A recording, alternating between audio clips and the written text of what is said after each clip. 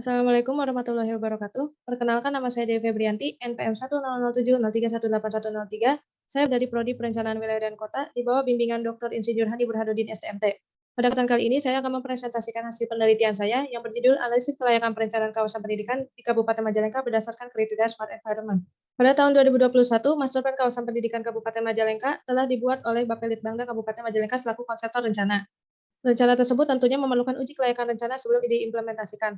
Maksud dari uji kelayakan rencana tersebut adalah untuk mengetahui potensi masalah juga peluang dari rencana tersebut. Pada kawasan rencana tersebut terdapat beberapa permasalahan lingkungan, di antaranya itu terdapat galian ilegal dan sulitnya air. Sehingga agar rencana kawasan pendidikan Kabupaten Majalengka menjadi rencana yang berwawasan lingkungan dan berkelanjutan, maka diperlukan uji kelayakan rencana pengembangan kawasan pendidikan Kabupaten Majalengka berdasarkan kriteria Smart Environment, di mana Smart Environment ini merupakan salah satu konsep dari Smart City yang mengedepankan pengelolaan lingkungan dalam pembangunan dan pemerataan kota. Tujuan dari penelitian ini yaitu untuk menganalisis tingkat kelayakan implementasi pengembangan kawasan pendidikan di Kabupaten Majalengka berdasarkan kriteria Smart Environment, sehingga nantinya akan didapatkan rekomendasi implementasi rencananya. Lalu ini merupakan analisis untuk kriteria yang pertama, yaitu aspek rencana tata ruang wilayah, di mana untuk subindikator yang pertama, yaitu pemenuhan kebutuhan dan cakupan ruang terbuka hijau, terdapat rencana luas total ruang terbuka hijau yaitu sebesar 36,2% dari total luas wilayah. Ruang terbuka hijau direncanakan memenuhi fungsi sosial, estetika, serta fungsi ekologis, yang dimana untuk fungsi sosial dan estetika ini berupa taman kota, serta fungsi ekologisnya berupa hutan kota. Ruang terbuka hijau ini direncanakan tersebar pada seluruh WWK dengan lokasi yang strategis, dilengkapi dengan fasilitas penunjang yang ramah untuk difabel. Lalu untuk subindikator kedua, yaitu pemenuhan kebutuhan dan cakupan ruang publik, terdapat beberapa ruang publik yang direncanakan. Yang pertama ada taman kota dengan luas total 2,5 hektar, lalu jalur pedestrian dengan panjang 14,5 hektar, lalu perpustakaan direncanakan pada BWK 4 yang dekat dengan zona pendidikan dengan luas 1,6 hektar, lalu yang terakhir ada peruntukan olahraga pada BWK 2 dan BWK 3 dengan luas total 1,4 hektar. Untuk manajemen tata ruang wilayah yang merupakan subindikator ketiga dari aspek rencana tata ruang wilayah ini, belum terdapat rencana mengenai kegiatan pengarahan, pemeliharaan, dan penataan ruang terbuka hijau pada dokumen Master Plan Kawasan Pendidikan Kabupaten Majalengka. Untuk kriteria yang kedua yaitu aspek mitigasi bencana, di mana di sini ada dua subindikator. Yang pertama, risiko akibat bencana alam, yang kedua, manajemen mitigasi bencana. Untuk aspek mitigasi bencana ini, pada dokumen Master Plan Perencanaan Kawasan Pendidikan Kabupaten Majalengka belum memuat rencana mengenai risiko akibat bencana alam maupun manajemen mitigasi bencana.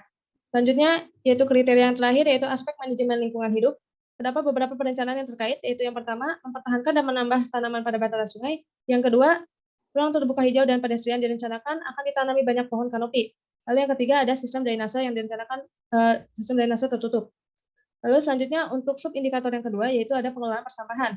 Rencana yang terkait yaitu yang pertama, adanya TPS di BWK 2 yang telah ada sebelumnya. Lalu yang kedua, jarak TPS ke perumahan minimal 30 meter. Lalu yang ketiga, tempat sampah 3R pada fasilitas publik. Lalu yang keempat, pengadaan dan penambahan mobil sampah dan bak sampah dengan dimensi 35 meter kubik. Lalu selanjutnya untuk subindikator yang ketiga yaitu sanitasi lingkungan. Nah, yang terkait yaitu ada dua. Yang pertama, pembangunan IPAL komunal yang letaknya pada BWK 2. Lalu untuk standar IPAL tersebut yaitu 50 meter kubik per hari. Lalu untuk subindikator yang terakhir yaitu pengembangan dan pengelolaan energi alternatif ramah lingkungan.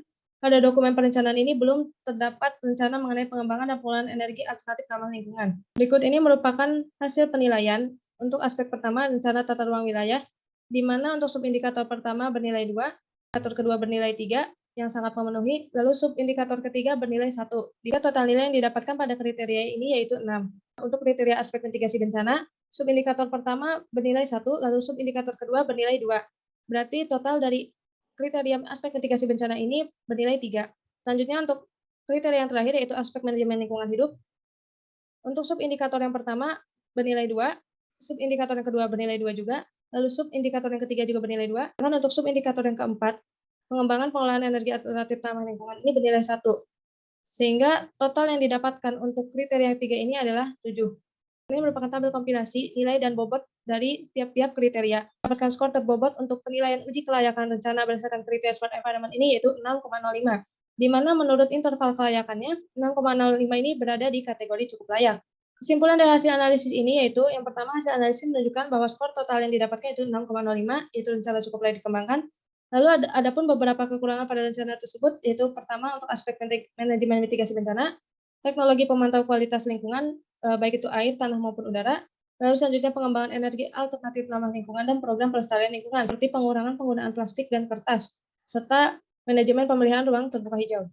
Berikut ini merupakan beberapa rekomendasi yang bisa diberikan berdasarkan hasil penelitian yang telah dilakukan. Pertama, bahkan rencana penerapan mengenai aspek mitigasi bencana, teknologi pemantau dan pengelola kualitas lingkungan, serta pengembangan teknologi pengolahan energi yang ramah lingkungan. Pada kedua, menambahkan tanah peruntukan pemakaman sesuai dengan ketentuan RT RW, yaitu minimal 1 hektar pada kawasan rencana. Yang ketiga, membuat embung dengan luas 7.000 meter persegi dan kedalamannya 2,5 meter sebagai salah satu alternatif menanggulangi krisis air pada kawasan. Lalu selanjutnya menerapkan pengelolaan sampah menjadi berkonsep 5R. Dan yang terakhir, mengusulkan beberapa program atau kegiatan untuk pelestarian lingkungan seperti pengurangan penggunaan kertas dan plastik. Sekian presentasi hasil penelitian dari saya. Terima kasih. Assalamualaikum warahmatullahi wabarakatuh.